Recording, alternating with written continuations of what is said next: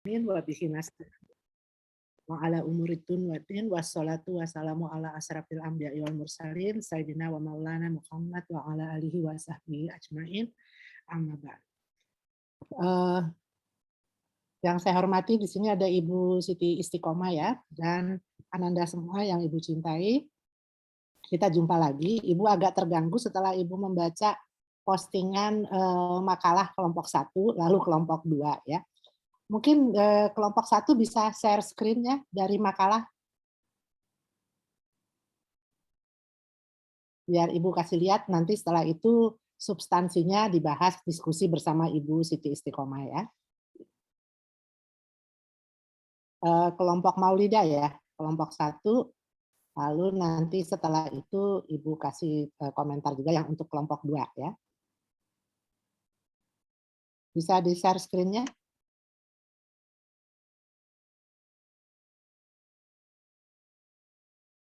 Ya, Maulida co-host ya, jadi bisa bisa share screen ya. Bisa kedengeran ya suara Ibu? Sudah Ibu. Kedengaran Bu. Oh, baik, ya. Coba silakan. Ibu mau kasih komentar itu, nanti setelah itu Ibu Siti Istiqomah tentu juga akan memberikan masukan untuk perbaikan ya. Baik, ini oke, terus ke bawah.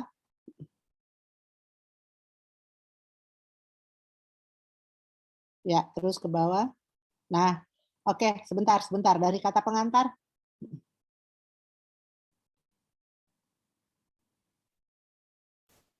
Ya, ini untuk kelompok 1 sudah bagus karena bismillahirrahmanirrahimnya ada di atas kata pengantar. Sementara kelompok 2 kata pengantar lalu baru bismillah ya.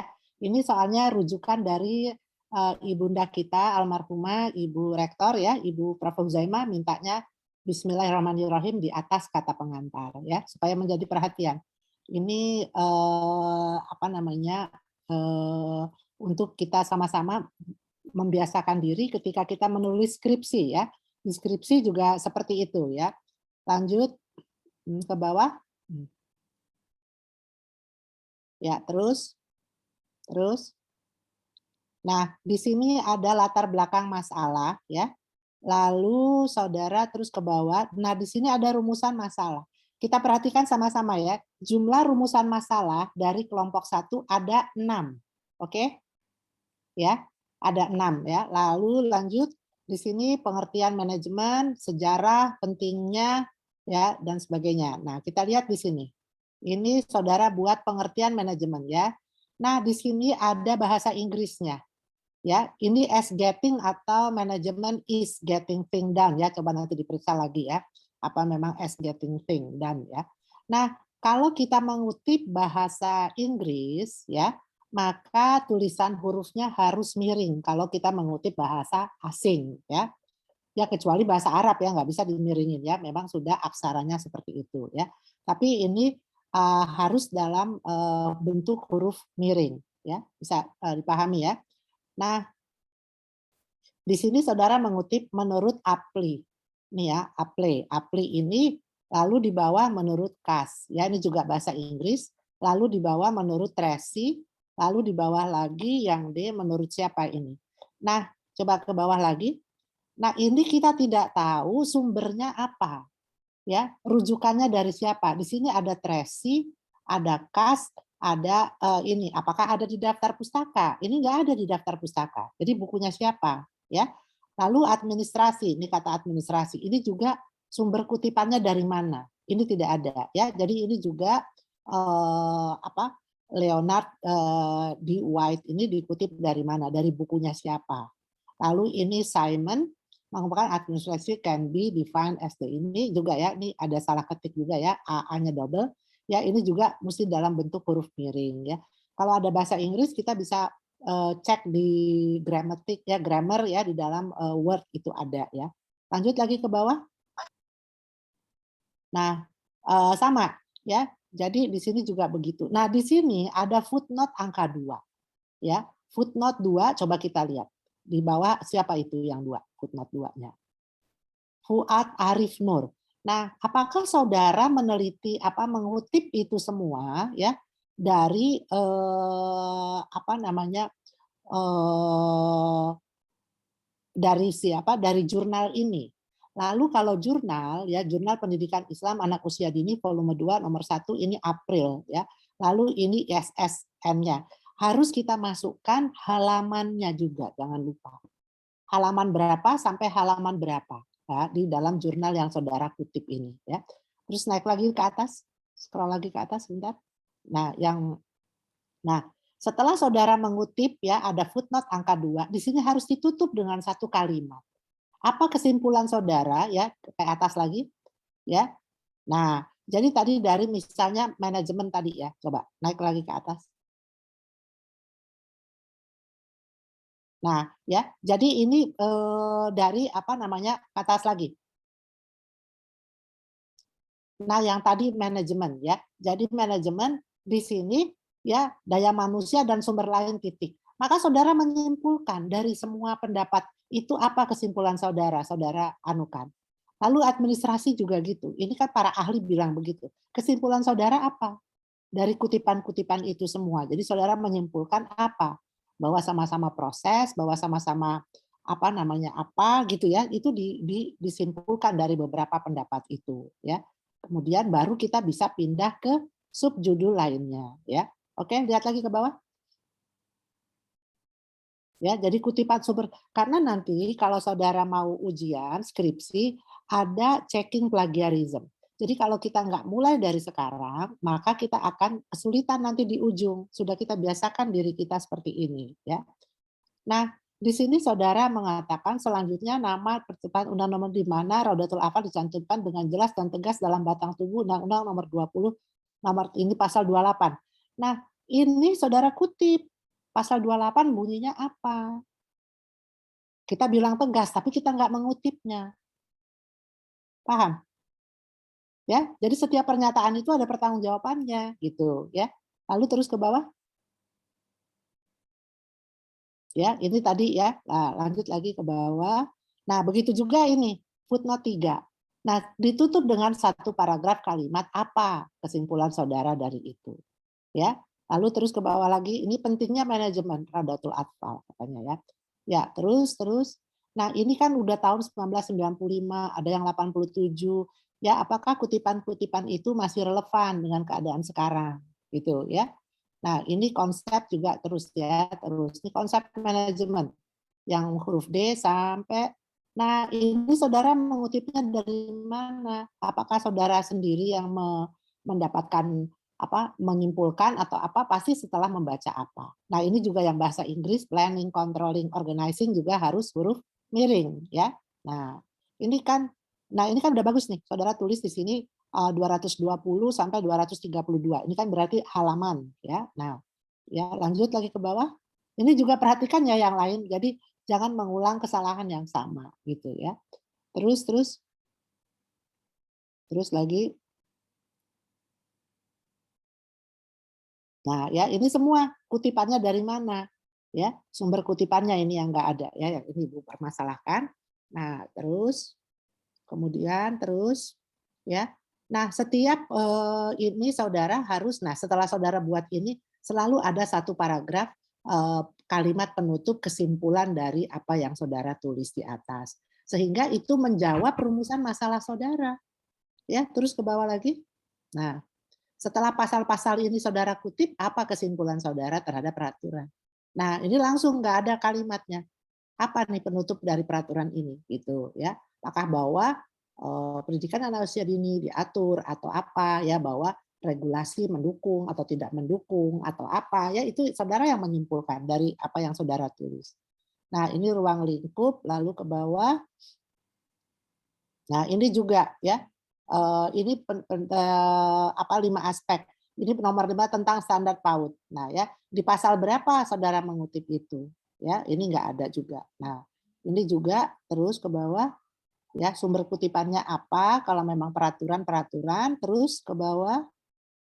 Nah, ini juga ya saudara menyimpulkan nanti apa bahwa di dalam pendidikan anak usia dini harus ada apa gitu ya, manajemennya, ruang lingkupnya secara ringkas gitu ya, apa harus pentingnya, katanya tadi ada kata penting ya, lalu terus ke bawah.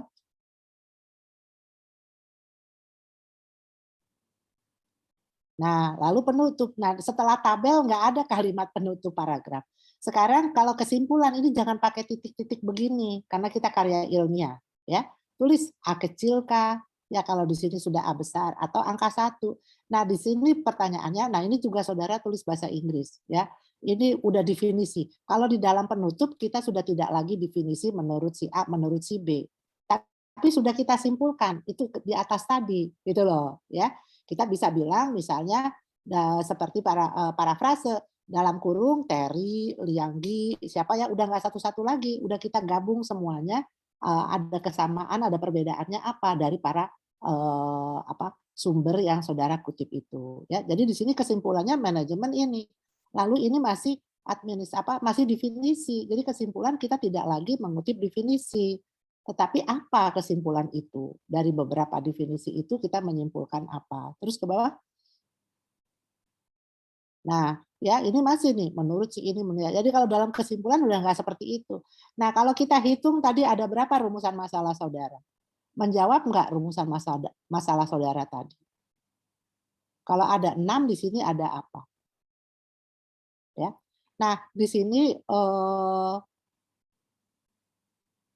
nah, ini saudara sendiri bilang sumber yang bisa dipertanggungjawabkan mengacu kepada ini penulis akan terus sementara sumbernya saudara tidak tulis ya.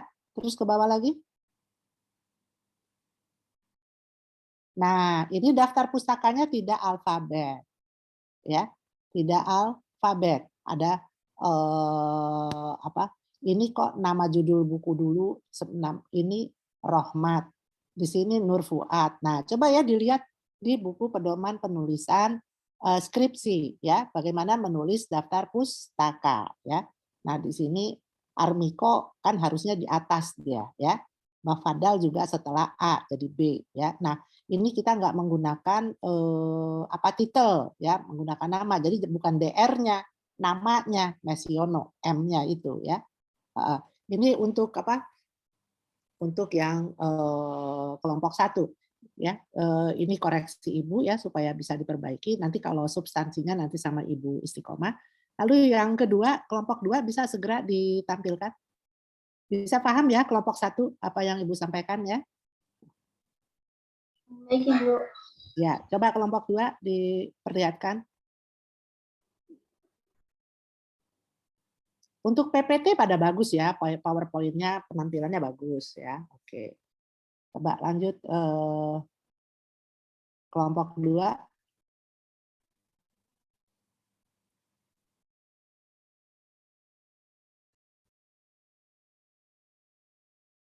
Jadi kalau rumusan masalahnya ada 6, di kesimpulan menjawab semua itu rumusan masalah. Jawab pertanyaan nomor 1 di rumusan masalah apa? Jawab di kesimpulan, di penutup. Ya, nomor 2, nomor 3, nomor 4 selanjutnya. Ini kan nggak nyambung nih. Apa yang ditanya, apa yang dijawab ya. Nah. Ya, oke. Terus ke bawah. Nah, ini ya kata pengantarnya, bismillahnya di atas ya, di atas kata pengantar. Oke, terus.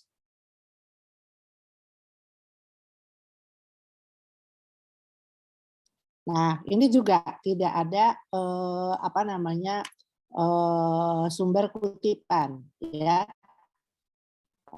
Ini apakah pendapat saudara sendiri ya? Oke, kalau itu memang pendapat saudara sendiri. Nah, di sini kita lihat ada 5 rumusan masalah ya, 5 rumusan masalah yang kelompok 1 tadi ada 6. Ya, terus ke bawah. Terus scroll ke bawah. Nah, ini nah ini adalah saudara mengutip dari Undang-Undang Nomor 20 Tahun 2003 ya. Nah ini Undang-Undang Nomor 20 2003 tentang Sistem Pendidikan Nasional. Ya, itu. Lalu tujuan PAUD ini ya sampai terus ke bawah, terus scroll ke bawah ini kutipan saudara dari mana? Nah, sumbernya dari mana? Apakah dari peraturan? Apakah dari apa? Lalu ini juga fungsi ya, Terus ini dilihat lagi ke bawah. Terus, nah apakah peraturan? Nah ini nggak ada nih. Nah ini juga ya kalau bilang field trip berarti ini bahasa Inggris ya. Yang mana bahasa Inggris kita buat huruf miring ya. Terus walaupun sekarang udah banyak orang menggunakan istilah itu ya. Nah ini semua nggak tahu nih dari mana sumbernya. Nah ya ini pembukaan Undang-Undang Dasar 45. Oke, terus pembukaan lagi, terus amandemen ya Undang-Undang Dasar 45. Ayo terus ke bawah lagi, udah Undang-Undang Dasar, terus 2002, lalu 2003. Nah, ini sampai pada akhirnya. Sampai pada akhirnya, ini apa, nih di sini ada footnote 1, angka 1. Apakah cuma satu paragraf ini yang bersumber dari footnote 1, apa keseluruhannya? Nah, ngerti nggak? Ya. Nah, di sini kita harus ada tutup lagi gitu ya, tutup kalimat lagi. Ini yang kita nggak jelas tadi di mana. Lalu tujuan lembaga PAUD. Nah, ayo terus ke bawah C-nya. Nah, ini juga sumber kutipannya di mana? Nah, ini saudara langsung keberhasilan suatu lembaga. Ini kesimpulan saudara atau saudara mengutip gitu, ya. Nah, juga kita harus lalu merumuskan visi misi lembaga, ya, terus ke bawah, ya. Nah, ini terus ada footnote lagi angka 2 di sini dari mana? Coba kita lihat sumber kutipan mana? Nah, ini yang Ibu mau kasih tahu. Kita tidak boleh mengutip Blogspot ya ataupun Wikipedia. Nah, ya. Nanti kalau blog jadi goblok katanya ya. Go blog M, go blog A, go blog S. Nah, pergi ke blog S boleh, blog M boleh ya. Blog S ada bakso. Nah, tapi kalau blogspot kita nggak mengizinkan dalam satu karya ilmiah. Begitu ya Bu Siti Istiqomah ya.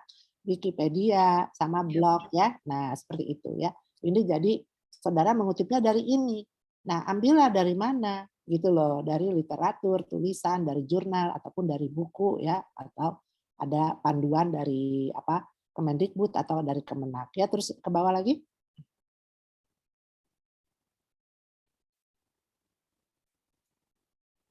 Nah, ini penutup ya.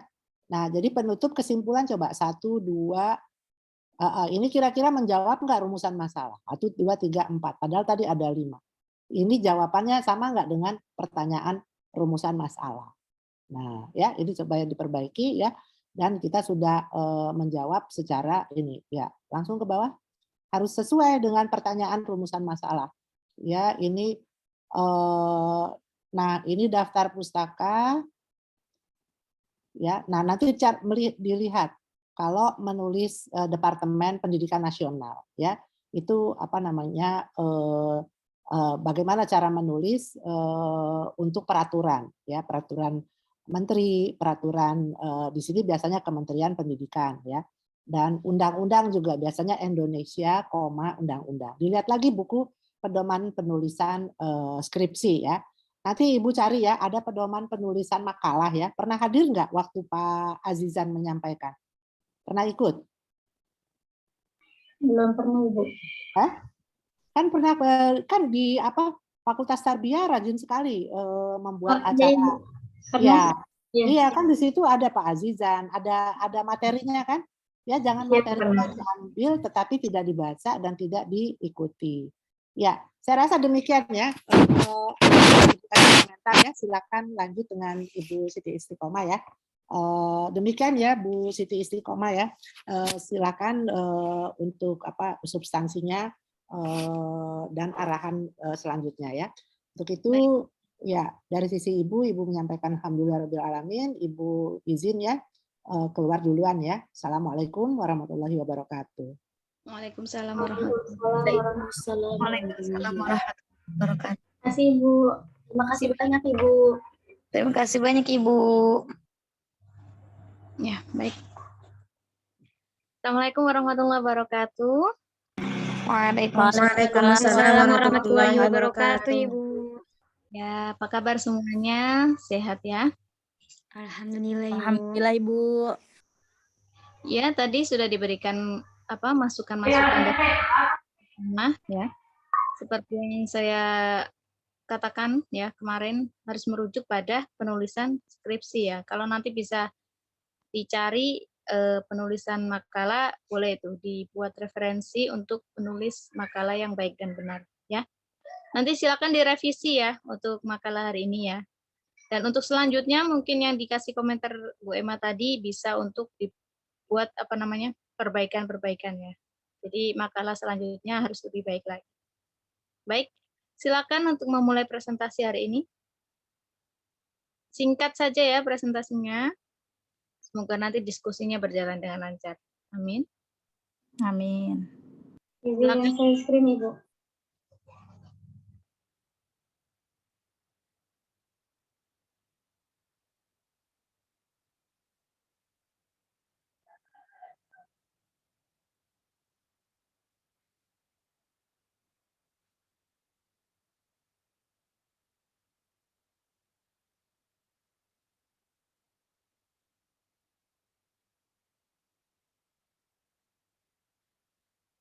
Ya, pemakalah mana? Sudah siap?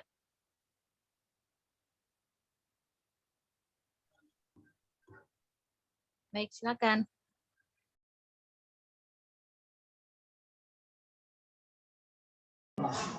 Bismillahirrahmanirrahim. Assalamualaikum warahmatullahi wabarakatuh. Alhamdulillahirrahmanirrahim. Wa bihi nasta'in wa ala umuri dunya waddin. Wassalatu wassalamu ala asyrofil anbiya'i wal mursalin wa ala alihi wa ashabihi ajma'in, amma ba'du. Yang terhormat kepada Ibu Siti Istiqomah MPD dan Ibu Dr. Najmatul Faiza SHM. Baik, pada pagi hari ini alhamdulillah kita masih bisa berkumpul walaupun masih dalam Zoom meeting ini. Kami kelompok 1 yaitu beranggotakan saya Maulidah Fitriani, Nisa Ali, Putri Alifia dan Widadul Muyasaroh akan mempresentasikan tentang dasar-dasar manajemen dan administrasi pendidikan anak usia dini. Yang pertama yaitu apa itu definisi dari manajemen dan administrasi. Manajemen is getting things done for the effort of other people. Manajemen adalah merupakan cara mendapatkan sesuatu dengan dikerjakan melalui usaha orang-orang. Adapun pengertian dari administrasi yaitu administrasi berasal dari kata Latin yang berarti intensif dan ministrasi.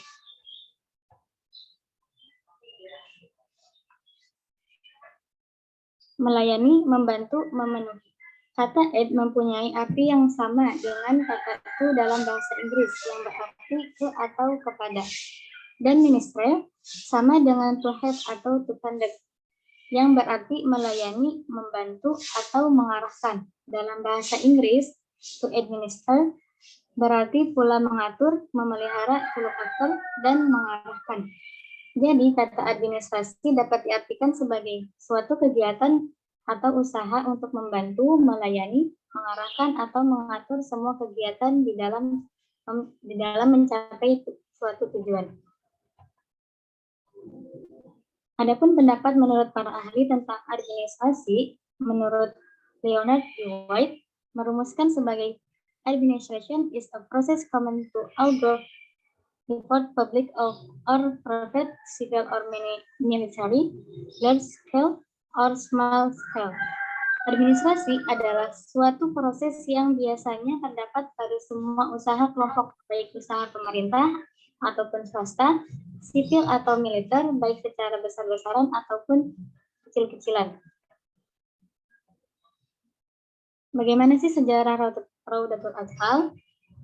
Peraturan pemerintah tentang pendidikan prasekolah sebenarnya telah ada sejak tahun 1990, tetapi belum memasukkan nama Raudatul Athfal. Lembaga-lembaga pendidikan prasekolah yang disebutkan dalam Peraturan Pemerintah Republik Indonesia Nomor 27 Tahun 1990 adalah bentuk satuan pendidikan prasekolah meliputi taman kanak-kanak, kelompok bermain, penitipan anak, dan bentuk lain yang ditetapkan oleh pemerintah. Taman kanak-kanak terdapat di jalur pendidikan sekolah. Kelompok bermain dan penitipan anak terdapat di jalur pendidikan luar sekolah. Anak didik taman kanak-kanak adalah usia 4-6 tahun. Adapun lama pendidikan di taman kanak-kanak 1 tahun atau 2 tahun. Pentingnya manajemen Rodatul Atfal. Manajemen adalah instrumen atau alat yang lazimnya alat itu digunakan untuk mempermudah mencapai tujuan yang diharapkan oleh orang yang menggunakan alat tersebut. Manajemen itu digunakan karena adanya keterbatasan dan ketidakterbatasan pada manusia. Kemampuan manusia hakikatnya memiliki keterbatasan. Namun, di balik keterbatasannya, manusia juga memiliki keinginan yang sangat sulit untuk dibatasi, untuk mengendalikan efektivitas dan efisiensi kerja dengan keterbatasan dan ketidakketerbatasannya. Maka, manusia membutuhkan alat atau instrumen untuk mengatasi atau membantu keterbatasannya. Yang selanjutnya yaitu konsep-konsep manajemen yang akan dipresentasikan oleh Nisa Ali. Baik, selanjutnya mengenai konsep-konsep manajemen. Yang pertama ada divisi kerja atau division of work, yakni peningkatan spesialisasi melalui pengkhususan kerja agar lebih efisien. Yang kedua ada otoritas atau authority, yakni manajer harus dapat memberi perintah dan otoritas memberikan mereka hak. Yang ketiga ada disiplin, anggota harus patuh dan menghormati aturan organisasi. Yang keempat ada kesatuan perintah, ini unity of command, setiap anggota seharusnya menerima perintah dari satu pengawas. Yang kelima, kesatuan arah, unity of direction, organisasi seharusnya mempunyai satu rencana tindakan yang memandu manajer dan anggota. Yang keenam, kepatuhan kepentingan individu kepada kepentingan organisasi, yakni kepentingan setiap anggota tidak mengganggu kepentingan organisasi secara keseluruhan. Yang ketujuh, ada remunerasi atau remuneration, anggota harus menerima bayaran atas pelayanan dari kinerja mereka. Yang kedelapan ada sentralisasi, yakni tingkat keterlibatan dalam pengambilan keputusan. Yang kesembilan ada garis koordinasi, yakni garis otoritas dari top manajemen ke tingkat terendah. Yang kesepuluh ada keteraturan, yakni orang dan barang seharusnya berada pada tempat yang benar dan waktu yang benar. Yang kesebelas ada keadilan, yakni manajer seharusnya adil kepada bawahan mereka. Yang kedua-belas ada stabilitas jabatan personil, yakni manajemen seharusnya menyediakan dan menjamin penempatan untuk mengisi peluang jabatan. Yang ke-13 ada inisiatif, yakni anggota terlibat aktif untuk mewujudkan rencana. Yang ke-14 ada semangat core, yakni semangat tim dalam organisasi akan membangun harmonisasi. Adanya konsep-konsep manajemen di atas merupakan bagian-bagian penting yang harus ada untuk menjadi satu kesatuan dalam proses manajemen. Dalam sebuah organisasi, baik itu lembaga pendidikan ataupun yang lainnya, sangat membutuhkan manajemen, karena manajemen ini merupakan alat atau instrumen yang digunakan dalam mengelola atau menyelenggarakan organisasi. Selanjutnya, mengenai landasan hukum penyelenggaraan RA atau Taman Kanak-kanak. Secara rinci, dasar hukum penyelenggaraan pendidikan anak usia dini, dalam hal ini pendidikan Rodatul Atfal atau Taman Kanak-kanak adalah yang pertama, Undang-Undang Nomor 20 Tahun 2003 tentang Sistem Pendidikan Nasional. Yang kedua, Undang-Undang Nomor 23 Tahun 2002 tentang Perlindungan Anak. Yang ketiga, Undang-Undang Nomor 4 Tahun 1979 tentang Kesejahteraan Anak. Yang keempat, Undang-Undang Nomor 17 Tahun 2007 tentang Rencana Pembangunan Jangka Panjang Nasional tahun 2004 sampai 2025. Yang kelima, Peraturan Pemerintah Nomor 19 Tahun 2005 tentang Standar Nasional Pendidikan. Yang keenam, Peraturan Pemerintah Nomor 17 Tahun 2010 tentang Pengelolaan dan Penyelenggaraan Pendidikan, sebagaimana telah diubah dengan Peraturan Pemerintah Nomor 66 Tahun 2010. Yang ketujuh, Peraturan Pemerintah Republik Indonesia Nomor 66 Tahun 2010 tentang perubahan atas Peraturan Pemerintah Nomor 17 Tahun 2010 tentang pengelolaan dan penyelenggaraan pendidikan, dinyatakan bahwa Rodatul Atfal yang selanjutnya disingkat menjadi RA. Yang kedelapan, Peraturan Pemerintah Nomor 13 Tahun 2007 tentang standar kepala sekolah atau madrasah.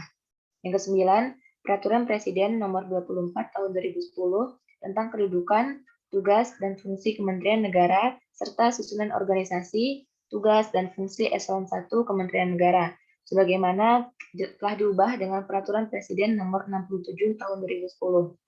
Yang ke-10, Peraturan Menteri Pendidikan Nasional Nomor 16 Tahun 2007 tentang standar kualifikasi akademik dan kompetensi guru. Yang terakhir mengenai ruang lingkup manajemen RA atau TK.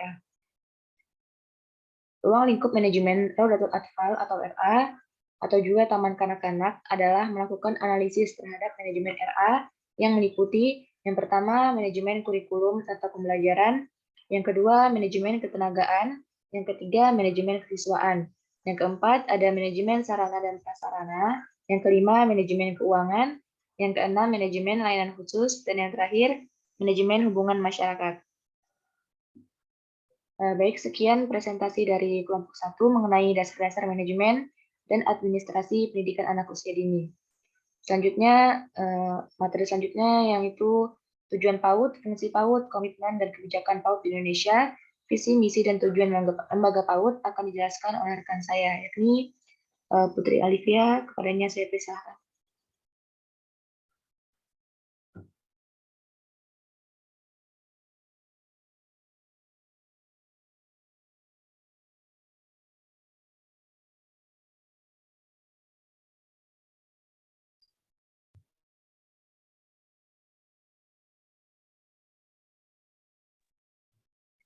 Kak Putri bisa share screen kah?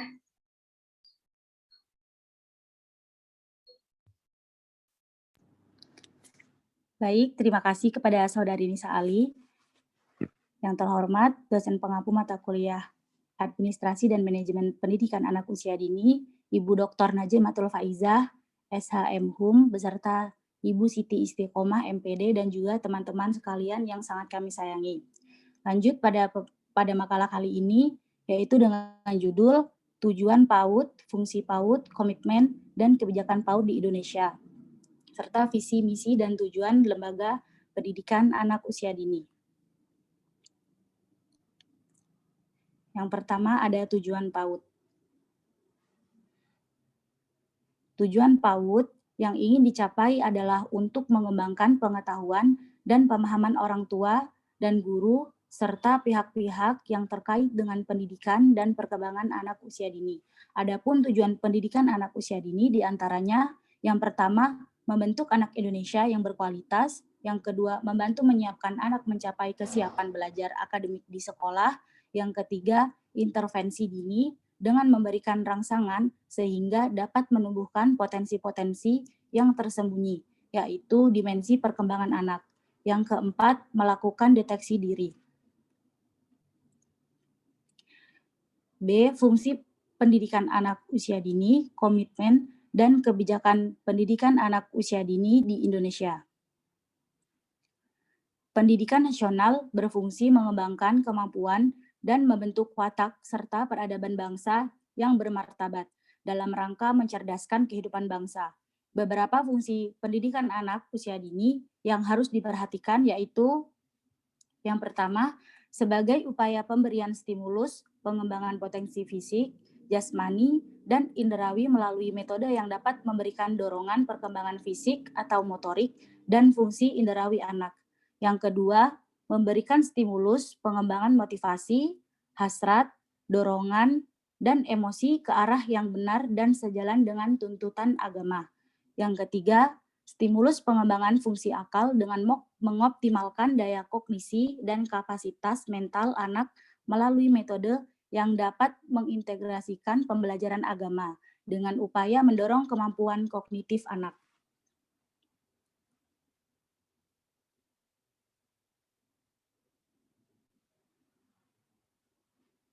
Berbagai kebijakan yang terkait dengan keberadaan pendidikan anak usia dini di Indonesia telah ditetapkan dalam dokumen resmi negara seperti yang diuraikan sebagai berikut.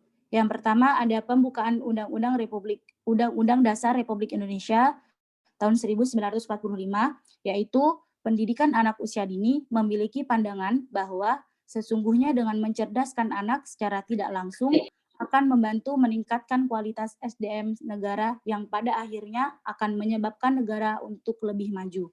Yang kedua, ada amandemen Undang-Undang Dasar tahun 1945, yaitu tertulis pada pasal 28C ayat 2 bahwa setiap anak berhak mengembangkan diri melalui pemenuhan kebutuhan dasarnya, berhak mendapatkan pendidikan, dan memperoleh manfaat dari ilmu pengetahuan dan teknologi, seni, dan budaya demi meningkatkan kualitas hidupnya dan demi kesejahteraan umat manusia. Yang ketiga, Undang-Undang Perlindungan Anak Republik Indonesia Nomor 23 Tahun 2002 tertulis bahwa setiap anak berhak untuk dapat hidup, tumbuh, berkembang, dan berpartisipasi secara wajar, sesuai dengan harkat dan martabat kemanusiaan, serta pendapat perlindungan dari kekerasan dan diskriminasi. Yang keempat, ada Undang-Undang Republik Indonesia Nomor 20 Tahun 2003 tentang Sistem Pendidikan Nasional tertulis bahwa pendidikan anak usia dini adalah suatu upaya yang ditujukan bagi anak sejak lahir sampai dengan usia 6 tahun yang dilakukan melalui pemberian rangsangan pendidikan untuk membantu pertumbuhan dan perkembangan jasmani dan rohani agar anak memiliki kesiapan dan memasuki pendidikan lebih lanjut. Baik, cukup sekian materi dari saya. Materi yang selanjutnya akan dibacakan kepada teman saya yaitu Widadul Muyasaroh.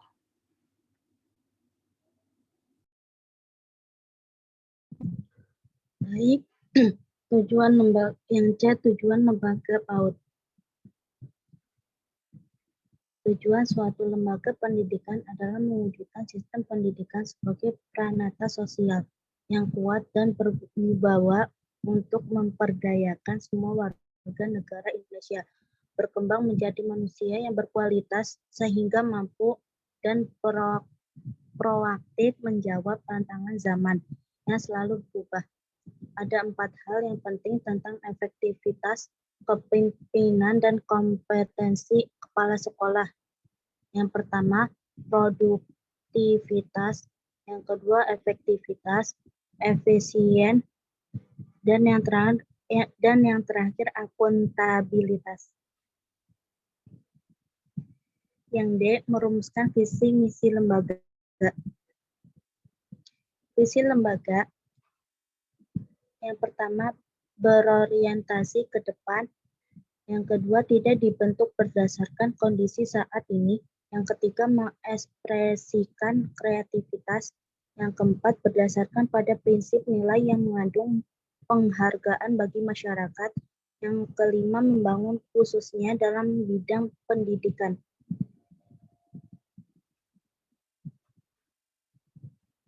Misi adalah action dari visi. Misi adalah langkah-langkah apa yang akan dilakukan demi mencapai visi yang dibuat. Agar lembaga PAUD kita terarah harus mempunyai visi misi yang jelas. Dengan adanya visi dan misi, kita akan lebih bergairah dalam mengelola lembaga PAUD. Yang D, merumuskan visi misi sekolah.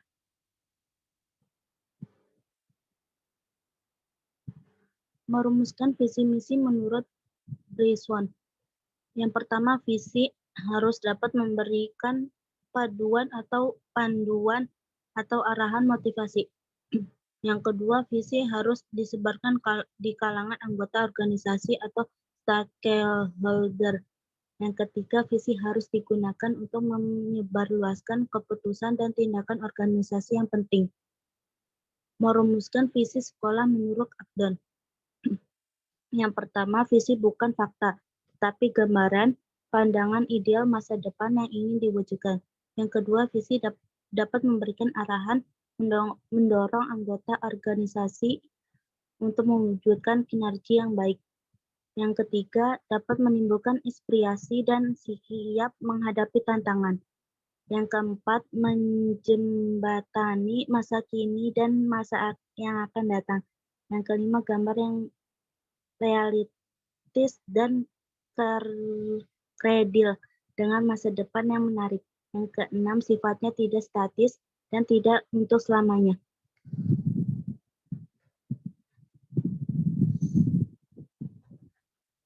merumuskan visi sekolah.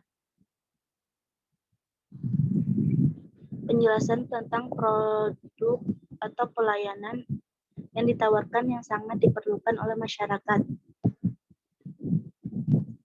Harus jelas memiliki saran publik yang akan dicapai. Kualitas produk dan pelayanan yang ditawarkan memiliki daya saing yang meyakini masyarakat. Penjelasan aspirasi bisnis yang diinginkan ada masa mendatang juga bermanfaat dan keuntungannya bagi masyarakat dengan produk dan pelayanan yang tersedia.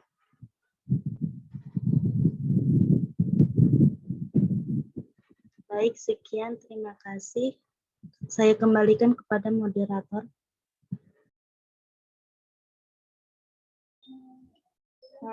Baik, alhamdulillah presentasi sudah berjalan. Selanjutnya adalah sesi tanya jawab kepada teman-teman sekalian yang ingin bertanya. Kami persilakan.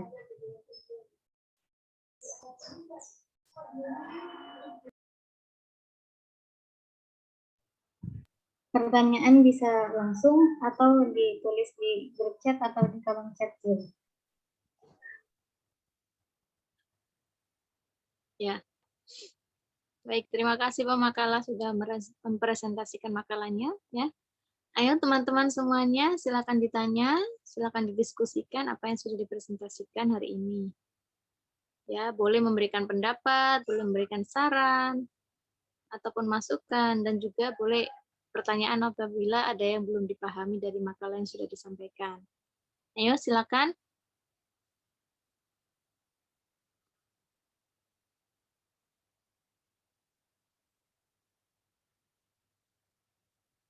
Ibu, sudah ada pertanyaan yang masuk atau jawab langsung atau menunggu yang lain, Ibu? Boleh dijawab langsung sambil nunggu pertanyaan yang lain. Kanisa Ali, silakan dijawab. Baik, saya akan mencoba menjawab pertanyaan dari Kak Maratus Salihah, yang mana pertanyaannya, seberapa penting manajemen RA atau TK, mengapa dalam pelaksanaan actuating, guru atau pegawai harus termotivasi untuk mengerjakan sesuatu. Jadi, jawabannya, manajemen RA atau TK itu sangat penting, karena guru di sini berperan besar dalam pertumbuhan dan perkembangan anak. Sebagaimana tujuan utama manajemen PAUD itu kan untuk memastikan anak usia dini di Indonesia agar mendapatkan pertumbuhan dan perkembangan yang maksimal. Contohnya dalam perkembangan fisik yang baik, meliputi koordinasi motorik halus dan kasar. Begitu, Kak. Apakah bisa dimengerti, Kak?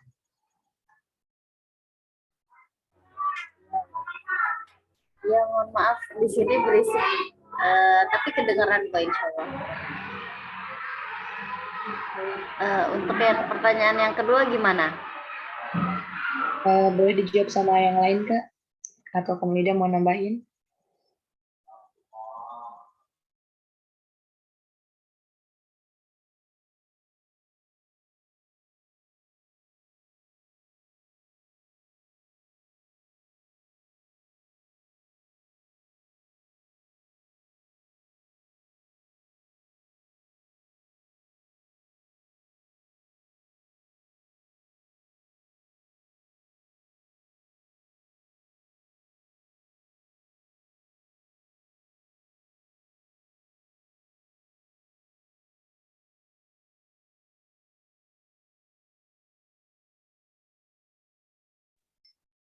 Sebentar ya, Ibu, minta waktunya sedikit.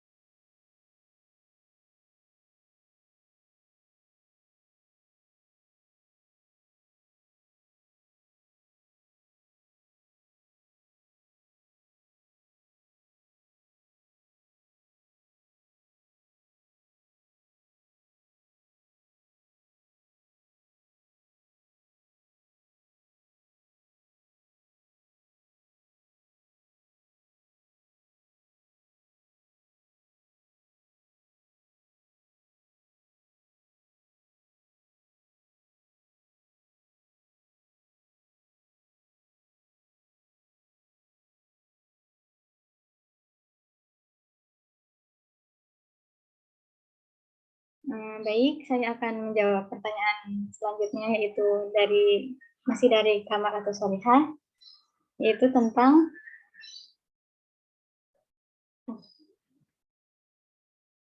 mengapa dalam pelaksanaan atau activating guru atau pegawai harus termotivasi untuk mengerjakan sesuatu. Nah, jadi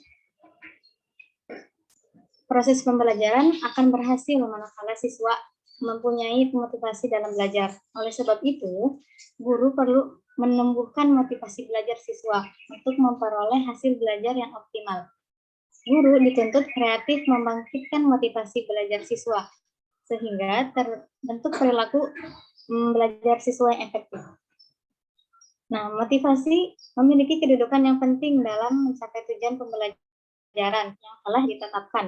Munculnya motivasi tidak semata-mata dari siswa sendiri, tetapi guru harus melibatkan atau membangun motivasi belajar siswa. Nah, adanya motivasi akan memberikan semangat sehingga siswa akan mengetahui kemana dia akan mengarahkan, kemana arah belajar tersebut gitu. Jadi dapat disimpulkan siswa akan semangat belajarnya apabila guru mempunyai semangat atau motivasi yang tinggi gitu. Bagaimana Maratu Solihah? Ya, terima kasih teman-teman. Mungkin teman-teman ingin menambahkan dari pertanyaan Maratu Solihah tadi. Silakan teman-teman.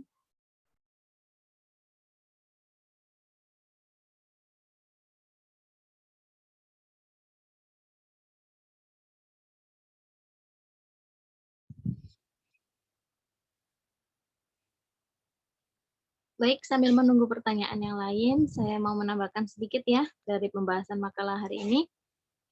Sebelumnya kita bahas tentang administrasi. Ya, administrasi mungkin kemarin ketika ditanya Bu Emma, yang terlintas dari kalian adalah tentang keuangan. Ya, padahal administrasi tidak hanya sebatas keuangan. Gitu. Kalau dilihat dari pengertiannya, administrasi yaitu pelayanan ya. Pelayanan ya, kalau di sekolah biasanya ada pelayanan guru kepada murid, kemudian pegawai, kemudian dari tata usaha, dari kepala sekolah, semua melaksanakan pelayanan kepada peserta didik ataupun orang tua murid. Nah, tadi sudah kita lihat bahwa ruang lingkup dari administrasi atau manajemen ya, itu ada namanya administrasi kesiswaan, ada administrasi pembelajaran, ada administrasi sarana dan prasarana, administrasi kepegawaian, administrasi keuangan, administrasi hubungan masyarakat ya, banyak sekali ya ternyata. Nah, di situ nanti di sekolah itu akan dibagi-bagi bagiannya masing-masing agar tujuan dalam pendidikan di sekolah tersebut terlaksana dengan baik gitu. Ya, yang dimaksud dari administrasi pembelajaran itu biasanya dilaksanakan oleh guru ya. Di antaranya tugasnya yaitu membuat program tahunan. Biasanya dimulai di awal. Ya, di awal ajaran baru guru membuat program tahunan. Ini anak nanti mau kegiatannya apa aja ya gitu. Biasanya kan ada oh ya dalam 1 tahun ini nanti akan ada field trip, akan ada cooking class, akan ada apa namanya, biasanya kegiatan di RA atau TK itu ada namanya healthy food, ya pengenalan makanan-makanan sehat, kemudian atau ada kegiatan olahraga, kemudian kegiatan berenang ya, biasanya berenang itu sebulan sekali atau berapa minggu sekali ya. Kalau field trip biasanya ada field trip kecil, ada field trip besar ya, pengalaman saya ngajar di TK. Jadi itu nanti diatur semuanya di awal tahun, namanya program tahunan ya. Jadi nanti dalam 1 tahun ini kegiatannya apa aja. Kemudian baru diatur lagi dari bawah, ke bawah lagi ada program semester. Nah, di semester ini mungkin ada field trip kecil, semester depannya nanti baru field trip besar misalnya. Kemudian di semester ini nanti kegiatannya apa ya? Mungkin berenang, cooking class yang kecil-kecil, nanti baru semester yang besar, semester yang kedua baru kegiatan yang besar, misalnya ada graduation ya, biasanya di akhir pembelajaran. Gitu. Itu baru program semester. Nanti baru ada namanya apa? Menyusun kegiatan mingguan. Dalam 1 minggunya anak-anak ngapain aja gitu. Kemudian semakin ke bawah lagi menyusun kegiatan harian ya, seperti buat RPP mungkin ya. Kemudian apa? Laporan pembelajaran biasanya di TK itu ada namanya buku apa namanya? Buku untuk orang tua murid ya. Jadi itu nanti ditulis setiap hari untuk laporan bahwa hari ini anak-anak melakukan apa saja.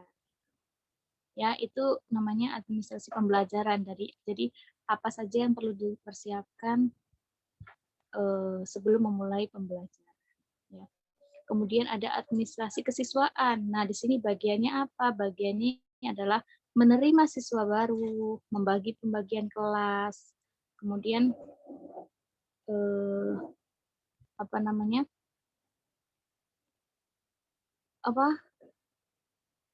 Biasanya kelasnya itu berapa gitu ya. Kemudian semua yang berhubungan dengan siswa, kegiatan siswa itu nanti ada yang mengatur sendiri, itu bagian administrasi kesiswaan ya. Kemudian selanjutnya ada administrasi pegawaian ya. Biasanya di sekolah itu nggak semuanya sekolah mempunyai HRD ya, untuk perekrutan guru baru gitu, pegawai baru. Biasanya ada juga bagian personalia ya, yang menerima pegawai baru ataupun pemindahan atau pemberhentian gitu ya. Baik, setelah administrasi kepegawaian ada administrasi sarana dan prasarana. Nah, di sini bagiannya adalah mendata ya, sarana apa saja yang sudah terpenuhi, sarana apa yang belum siap atau belum bisa digunakan atau yang perlu diganti gitu ya, apa yang perlu diperbaiki. Di sini ada bagian administrasi sarana dan prasarana ya, tujuannya adalah untuk mengecek sarana di sekolah tersebut apakah sudah memenuhi standar yang baik atau belum. Kemudian ada administrasi hubungan masyarakat ya. Setiap sekolah pasti memiliki ini bagian hubungan masyarakat ya, karena sekolah pasti berada dalam lingkungan masyarakat, ada di tengah-tengah masyarakat, pasti nanti akan berhubungan dengan masyarakat dalam kegiatannya, dalam setiap pembelajarannya pasti membutuhkan masyarakat sekitar. Gitu. Jadi harus ada hubungan dengan masyarakat sekitar di sekolah. Gitu. Ya. Ada juga administrasi kurikulum ya. Kalau administrasi kurikulum mungkin lebih kepada administrasi pembelajaran ya. Jadi penyusunan kurikulum ya.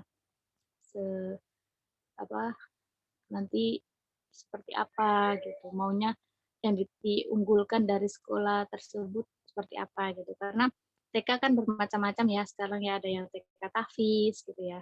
Ada yang lebih pada seninya mungkin gitu. Jadi tergantung sekolah masing-masing. Baik, kemudian kita tadi tentang administrasi ya.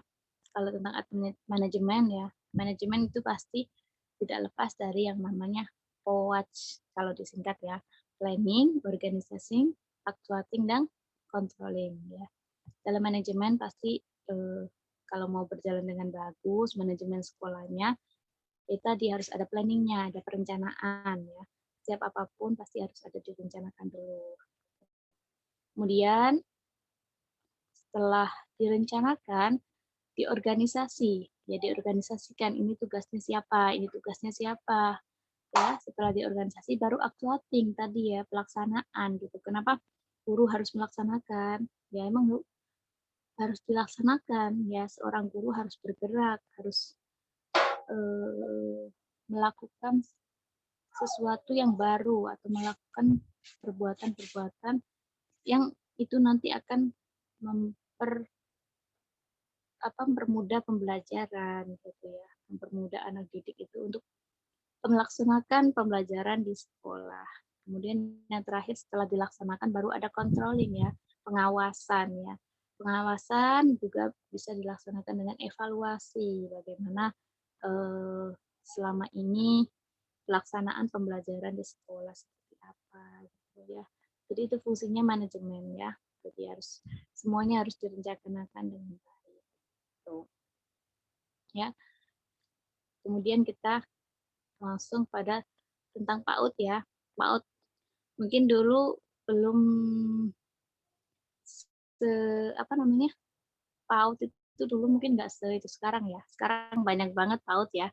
PAUD banyak diminati. Kemudian pendidikan pendidikan guru untuk PAUD ya seperti kalian ini juga semakin banyak sekarang ya. Dulu di IKI belum ada, dulu di IKI masih ada PAI, baru sekarang ini prodi baru ya tentang pendidikan Islam anak usia dini ya. Karena memang PAUD sekarang itu banyak diminati, beda dengan dulu. Dulu mungkin istilahnya beda ya, dulu taman kanak-kanak gitu. Sekarang PAUD itu banyak sekali macam-macamnya ya. Gitu. Ada dari mulai kecil banget ya, ada yang preschool ya mungkin istilahnya sekarang ya. Ada preschool, baru kemudian TKA, TKP gitu ya. Karena sekarang anak kecil mungkin lebih cepat nangkap ya daripada anak kecil dulu gitu. Jadi sekarang usia 2,5 tahun atau 3 tahun udah disekolahkan di preschool gitu. Jadi memang perlu sekali untuk dikembangkan. Ya. Dan pendidikan anak usia dini memang penting ya, penting sekali karena itu kan kalau ada istilah dulu anak usia dini sekarang kan calon pemimpin masa depannya. Jadi penting banget pendidikan untuk anak usia dini. Gitu. Jadi tujuannya yaitu tadi membentuk generasi penerus yang berakhlak, generasi penerus yang berpendidikan, dan generasi penerus yang lebih baik lagi ke depannya. Gitu, dengan adanya pendidikan anak usia dini. Ya, mungkin ini sedikit yang saya tambahkan ya. Mungkin dari sini bisa didiskusikan lagi ya. Tadi baru ada satu pertanyaan dari temannya. Mungkin yang lain ada yang mau bertanya lagi, silakan.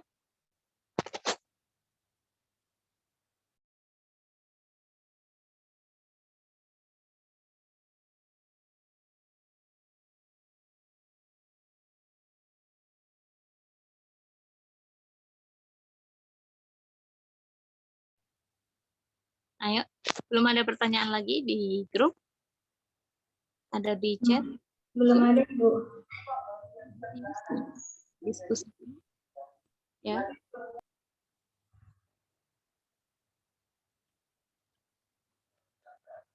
Untuk makalahnya tolong diperbaiki ya. Sesuai tadi yang disampaikan Bu Emma. Untuk minggu depan juga ya. Kemarin sudah baca buku panduan skripsi belum?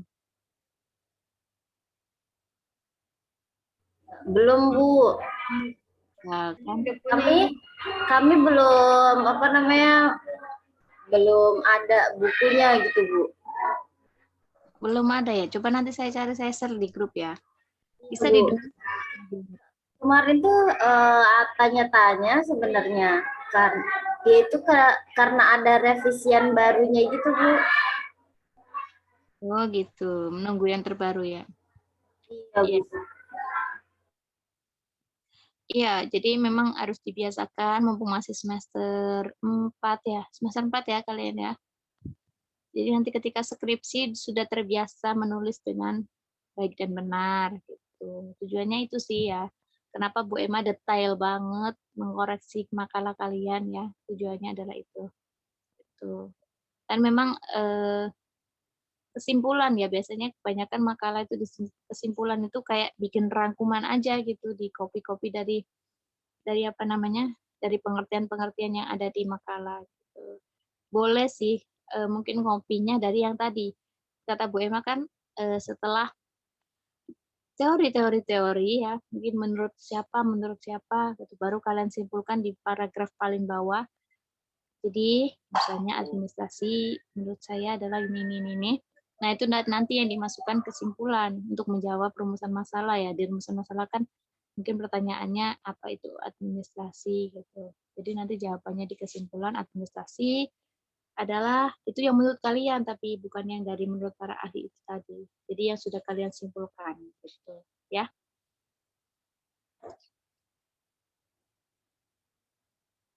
Ayo. Mana nih nggak ada pertanyaan? Izin bertanya.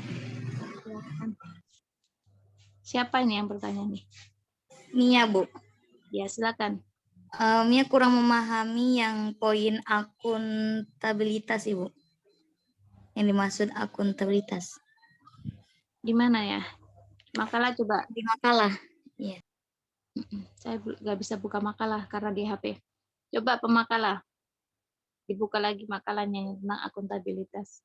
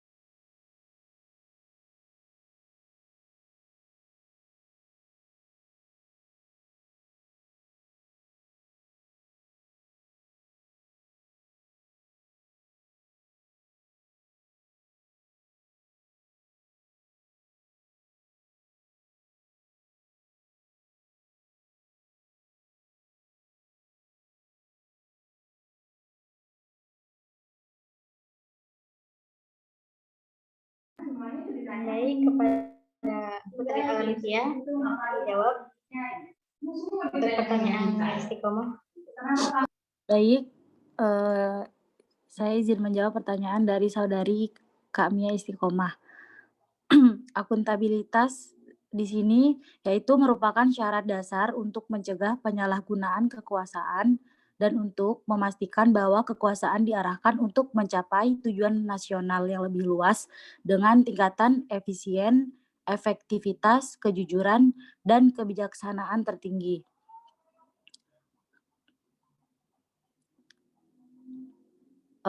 Akuntabilitas juga dalam pendidikan adalah kemampuan sekolah mempertanggungjawabkan kepada publik segala sesuatu yang mengenai kinerja yang telah dilaksanakan.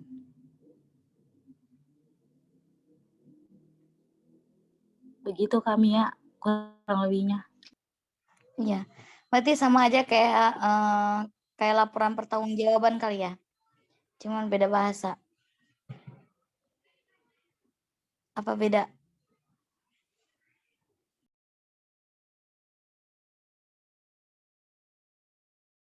Eh, Kalau aku tadi nyarinya itu namanya kayak akuntabilitas itu kayak pengelolaan lembaga gitu.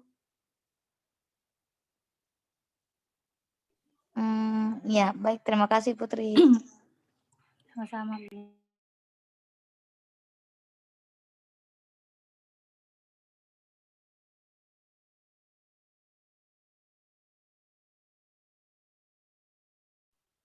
Ya, tadi sudah dijawab ya oleh pemakala.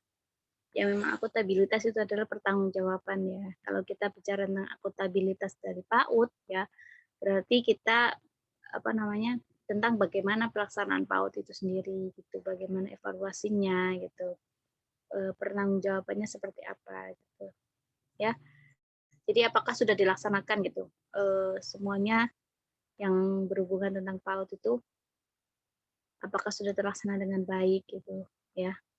Itu namanya akuntabilitas gitu. Dan itu sangat penting sekali ya untuk pengelolaan PAUD gitu ya, bagian akuntabilitas itu penting sekali karena dengan apa namanya dilaksanakan dengan baik maka PAUD juga akan berjalan dengan baik ya sesuai dengan tujuannya gitu.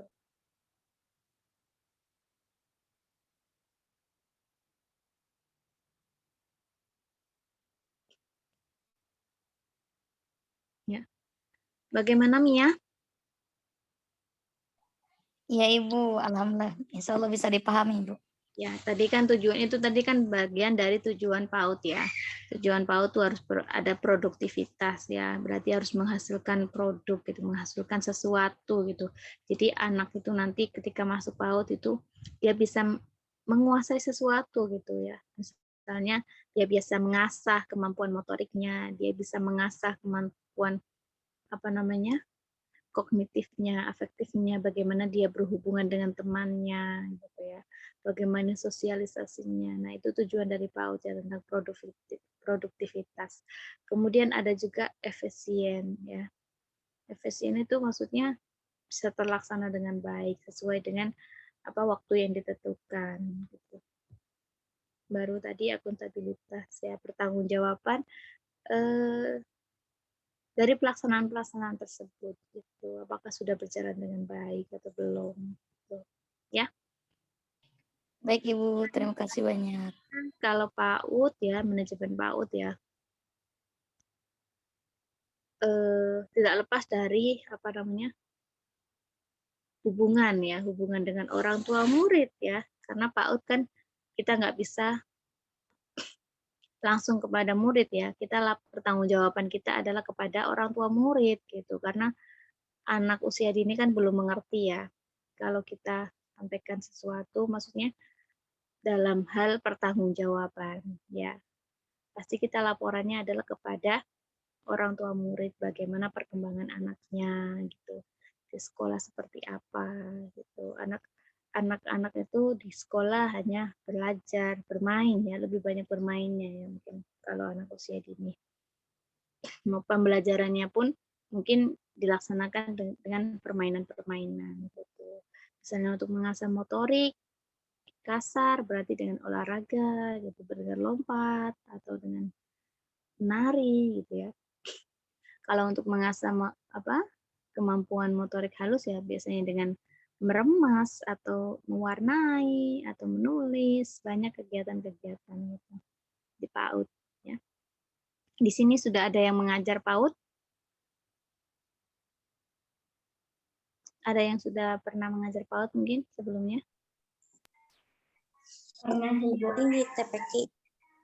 Oh, iya. Iya. Ya, kurang lebih seperti itu ya.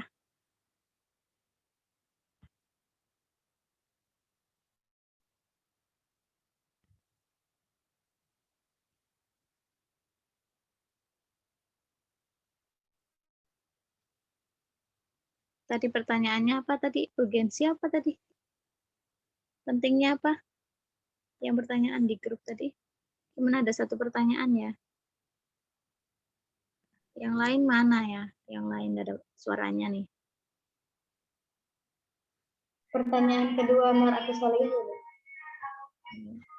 Jadi pertanyaan pertamanya kan seberapa penting gitu ya, penting banget ya manajemen PAUD itu karena apa? Karena gini, kalau kita tidak mengatur apa dengan baik gitu ya, maksudnya ketika pembelajaran ataupun ketika semuanya persiapan pembelajaran itu tidak dilaksanakan dengan baik, tidak dibagi pekerjaan ya, misalnya para guru gitu, nanti tidak akan berjalan dengan baik gitu. Misalnya karena PAUD ya, PAUD ini kan urusan sama anak kecil gitu. Baru dia datang aja, kita sudah harus bagi tugas. Siapa yang mau menjemput anak-anak yang baru datang, kita jaga dia bermain.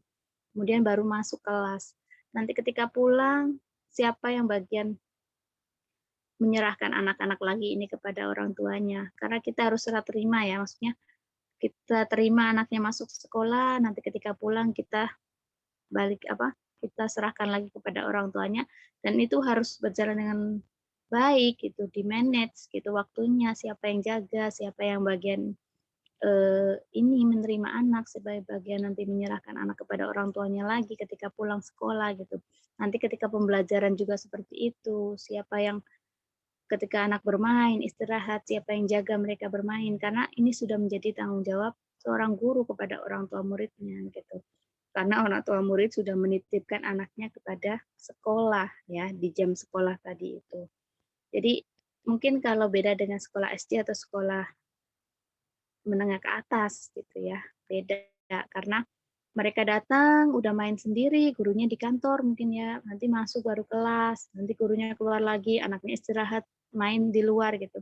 Gurunya nggak usah ngawasin satu-satu, tapi bedanya di TK itu harus diawasin benar-benar ketika anak bermain, ketika anak belajar gitu. Karena juga selain tanggung jawab kita kepada orang tua murid ya untuk menjaga anaknya gitu, itu juga kita bisa observasi bagaimana perkembangan anak itu ya, karena tidak bisa diukur dari kemampuan kognitif aja gitu kalau TK ya. Kalau kita harus observasi nih anak berkembang bagaimana perkembangannya di sekolah ya, makanya manajemen PAUD itu penting sekali gitu. Jadi kita tahu perkembangannya anak seperti apa. Kadang anak mungkin kognitifnya agak kurang, tapi dia suka menggambar, suka menulis, atau suka olahraga, kan anak-anak beda-beda, ya, tidak bisa disamaratakan. Jadi cara mengukurnya juga nggak bisa dari kognitif aja, itu namanya observasi perkembangan anak usia dini nanti seperti apa, gitu. Ya. Baik, hari ini masuk semua? Masuk semua ya? Alhamdulillah masuk semua. Alhamdulillah masuk semua.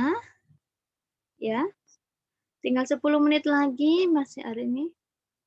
Masih ada yang belum bertanya? Atau sudah paham semuanya?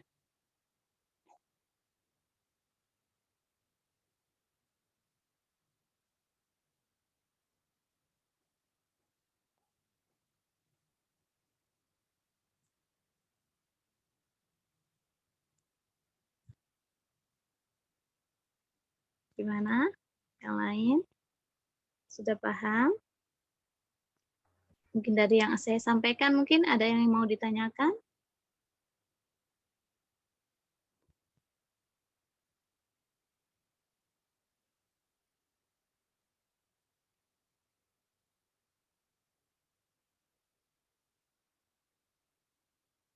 Atau mengenai makalah minggu depan, ada yang mau bertanya?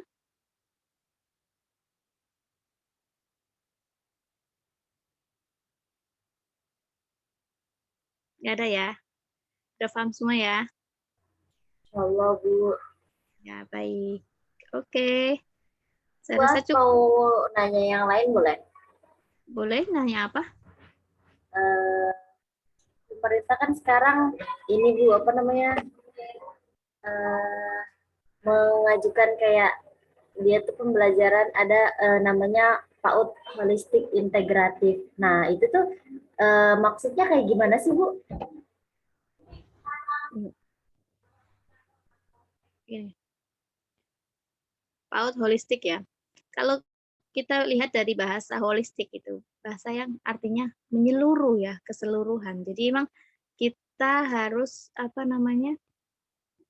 memandang anak usia dini ini dari seluruh sudut pandang gitu, dari mana saja gitu. Jadi tidak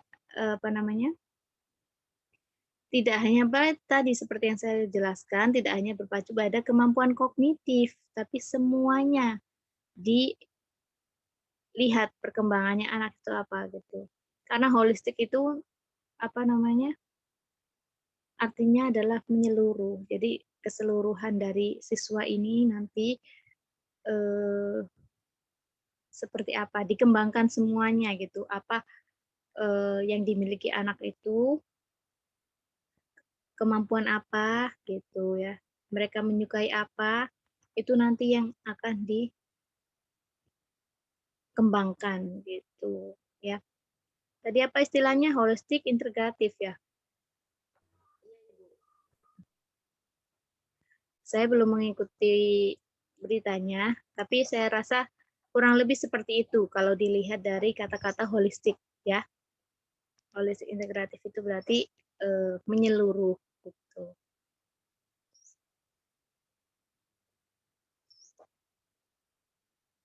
Ya Ibu, terima kasih banyak Bu. Ya, sama-sama. Nanti bisa dibaca lagi ya tentang itu. Itu baru ya, baru.